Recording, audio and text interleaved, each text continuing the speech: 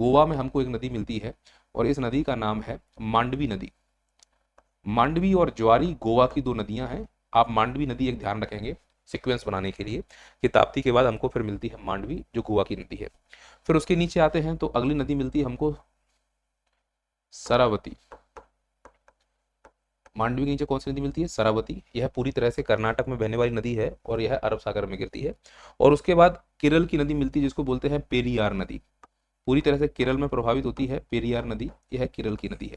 इनके बीच में ढेर सारी नदियां हैं, पर एमपीपीएससी के हिसाब से अगर हम सीक्वेंस की बात करें कि अरब सागर में गिरने वाली नदियों का उत्तर से दक्षिण क्रम सही बताइए, तो चूंकि लूनी नदी अरब सागर में तो गिरती नहीं है, यह अंतः प्रवाह का एक शानदार उदाहरण है, ना किसी की सहायक बनती है और ना ही अरब सागर में गिरती है। तो इस हिसाब से माही, नर्मदा, उसके नीचे ताप्ती, फिर मांडवी, फिर शरावती और फिर पेरियार।